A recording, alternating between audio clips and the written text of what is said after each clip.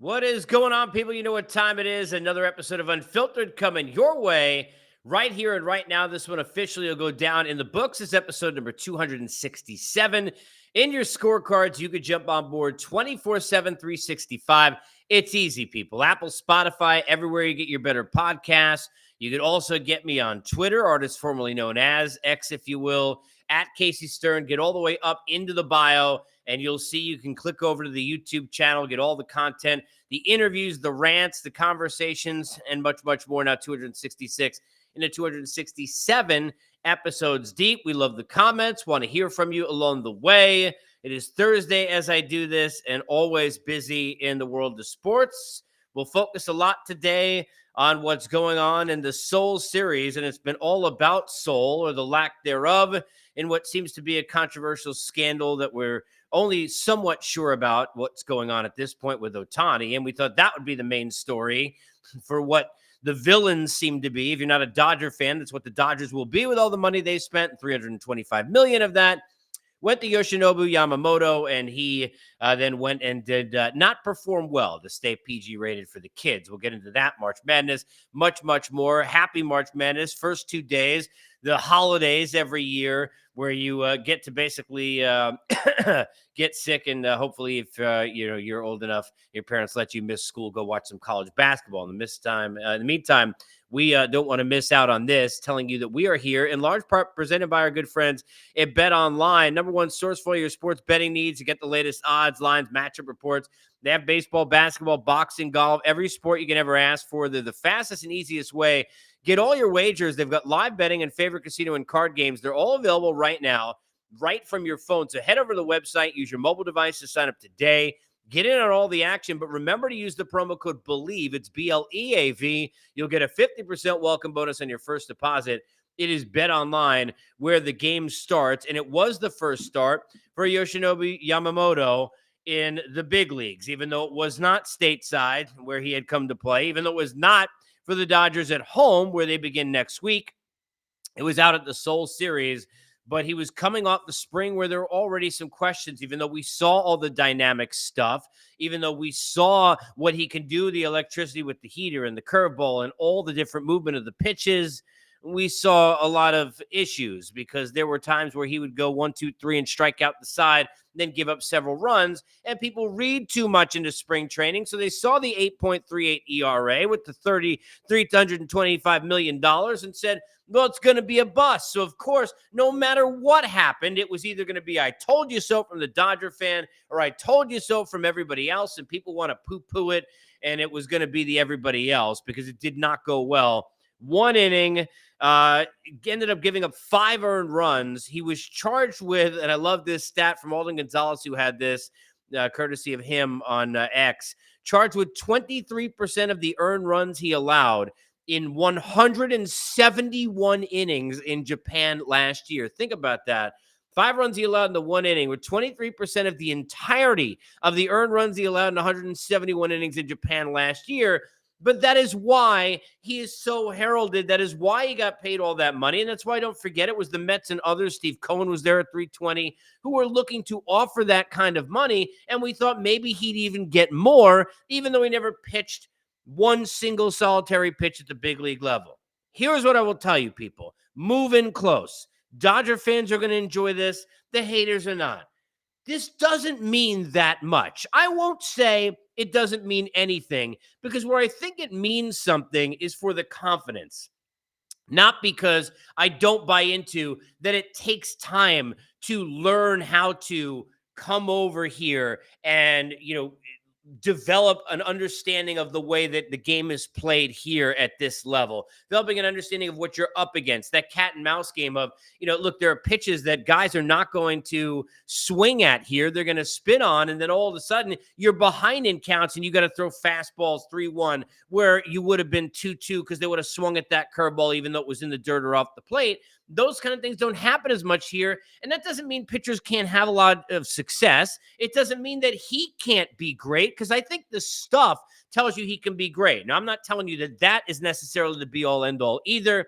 we've seen Daniel Cabrera's and the Rich Hardens and how many others where it's like, wow, this stuff is electric and it just never seems to come to be for a multitude of different reasons. I don't think that's the case here with Yamamoto. I think that this is a case of a guy who's still trying to figure it out. And I don't actually think it makes it easier for him. People would say, well, he's pitching over in Korea, he's over there, and, maybe it's closer to Japan, maybe he's more comfortable.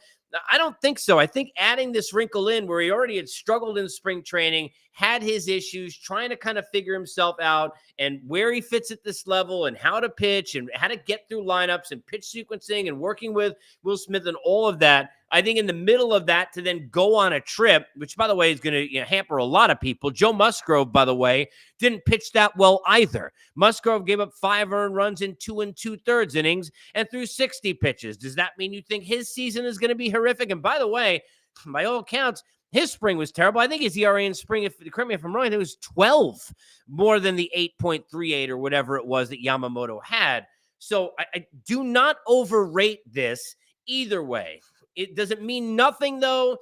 I don't think it means nothing. Here's where, to me, it means something. Confidence. The most important thing. Talking to pitchers over the last couple of decades working in this business, and you talk to hitters and this sport specifically, and it's nothing against basketball or against hockey or against football. It is so difficult to get out. It is so difficult to hit a baseball. All the failure and all the pressure. And when you think about all of that at the big league level, confidence is uber important. We have seen it with some of the guys with the best stuff and with the best attributes from a pitching plus this and a plus that you can imagine. Edwin Diaz, who was a guy who was supremely confident and dominant in Seattle, came over to New York and had a lot of struggles, couldn't find the plate, hitting guys, in big spots to send runs in, blowing leads, giving up big home runs, using his slider to all that kind of stuff. And then all of a sudden he snapped back into place. Once he got that confidence back, everything else came back. Am I here to tell you that,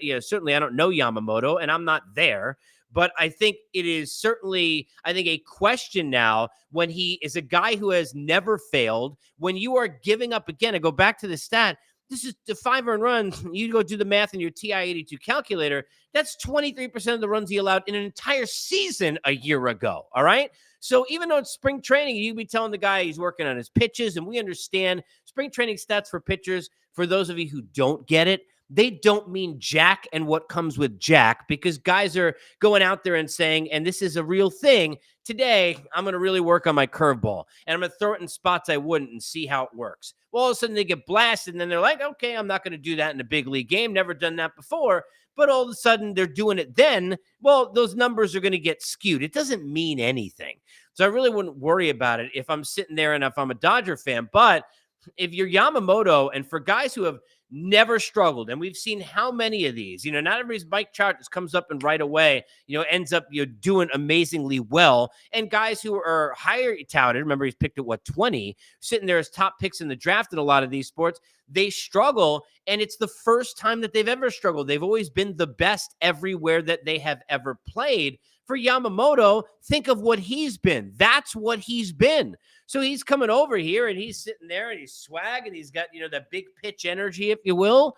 And, it's a family show. And he's going out there and he's saying, I'm going to come in here and dominate. And I just got paid $325 million. And let's go, Ohtani, let's do this. They got an 80 ERA in spring, but people are saying, don't worry, these games don't count. Now he's in one that counts and he gives up a lot of runs.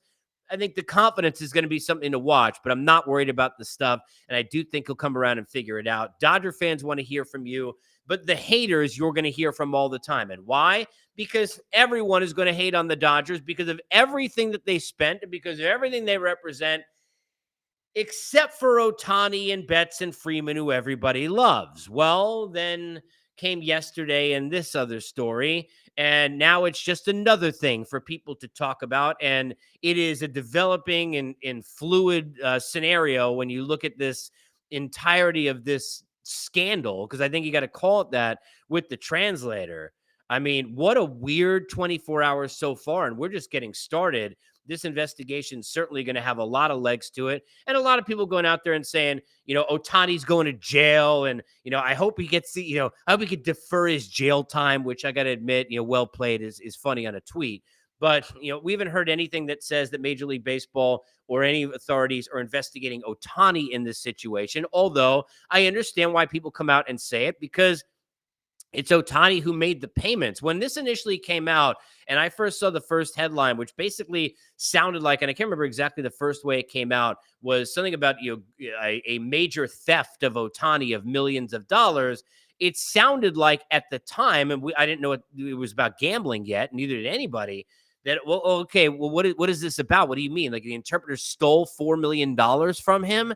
It's not exactly like that, is it? I mean, that's the is it part. We're not really sure. You got Ohtani going on record with ESPN saying that, he transferred $4.5 million himself on behalf of the translator. Then the spokesman, gets to the statement, and then, Ipe, the translator, says that Ohtani never made a bet and he feels bad for him and he didn't know anything. And, I can't figure out at the time, is this a sad story? Because gambling is a big time issue. I mean, look, very, very different. But you think about all the impact it has on sports. For those who didn't see, JB Bickerstaff in the NBA talking yesterday about people finding his phone number and making like death threats and all kinds of threats about not winning games. We had comments recently by Tyrese Halliburton, also in the NBA, about feeling like he was a prop bet.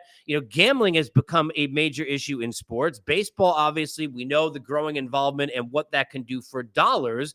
But at the same time, we forget about the individuals who have gambling addictions and gambling problems. And here's a translator coming out basically saying, sadly, that he's got a gambling addiction. But the question is, if Ohtani never bet and Ohtani didn't know anything, why the hell is Ohtani's money going directly to the bookmaker? That is hard necessarily to understand. And clearly, hopefully, naive bystander in all of this, and we don't know all the details. Then you got Ohtani, basically after, it seemed like the two were in sync, if you will, in the story. Then a spokesperson for Ohtani kind of backs off. The lawyers come in and they claim massive theft. And then the two have to separate. And it's a sad story because not only was he their translator, but for those who don't understand, I mean, these guys were close friends. He had become an ally and a confidant, and somebody that Ohtani sadly could trust and feel like his back in a world that was all new to him. I mean, it's a very sad story in that way. And did a gambling addiction get involved? How much was there a lie to Ohtani about what the money was for? How much did he know? We don't know anything about what's being investigated specifically in terms of Ohtani. I don't think anything. Otherwise, it would have been said and certainly it had come out. Clearly, it doesn't seem to be any fear at this point. But this is going to have a lot of legs to it and continue to be something that will develop as we find out more. But it's sad overall. It's sad because of the way that this has to be kind of a stamp on the beginning of the season for the Dodgers. It's sad for Ohtani, clearly, who certainly doesn't need $4.5 million. But if the trust was betrayed with a friend, it's sad that a friendship has to be lost because of it. It's sad that your gambling addiction got in the way. It's sad from all of this. But the authorities obviously need to do a lot of investigating because, to be fair, and I'm not saying Ohtani had anything to do with this, but the initial reports and the conversations would seem to be the two were in line. I didn't know anything about the gambling. And then, the translator saying he didn't know anything about the gambling, but then the money's transferred directly to the bookie. We'll figure all that out. Very, very fluid, but sad situation in total. Ohtani, we talked about Yamamoto and the money that was spent, $325 million on him. Blake Snell, the other team, formerly the Padres, that the Dodgers have been playing in this series, has now gone on board with the Giants, as we thought a couple of days ago, and I said probably not going to start the season on time, and he's not.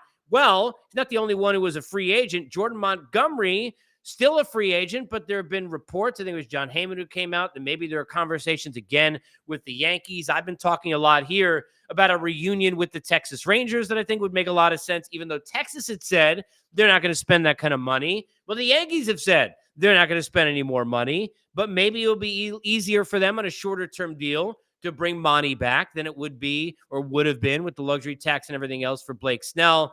Jordan Montgomery is a winner. There are certain guys that whatever their stats are during the regular season are going to be, they're just flat out winners. And we've learned that about this guy. And when you think about since the Yankees traded him for Harrison Bader, the way he's pitched in St. Louis, what he did in Texas, he is a different beast, should be looked at that way. And hopefully nobody has forgotten. And if you have, go back in the video, what this guy did going back to last postseason, where he was brilliant for Texas. This is a brilliant time period if you're a sports fan. It was an honor sitting there getting a chance to be at the desk for 3 years of the NCAA tournament and seeing all the behind the scenes and live it that way. But most of my fondest memories are as a fan, where many of you are, where I think about being in school and trying to figure out a way to convince my parents to stay home because, and it might have happened a time or two where I got for those 2 days, or at least one of the 2 days, to at the time, look at the picture and flip picture, and then you can flip on two different channels. Then you got three different channels and games that are overlapping. And you think about all the fun of like the NFL Red Zone, but in the most meaningful way, with all the games coming to you at once and all the different pools that you got printed out with your office and with your friends and with your alums, if you went to one of the schools, and all of that. It is such a fun time. Good luck to everybody who is taking part, or the 64 that are remaining here in the NCAA tournament, and best of luck as things get going this afternoon. We are always going here on Unfiltered, where you can get to me. Want to hear your comments on Yamamoto, on the Ohtani situation, on Montgomery. If you're a Yankee fan, do you want him back? What about Boston? I thought they were going to get him. I thought they were going to get anybody. They're going to be on Netflix with Jake Paul and Mike Tyson, so at least there's that. And we'll be right here. There's that as well. We are Unfiltered, presented by our good friends at BetOnline.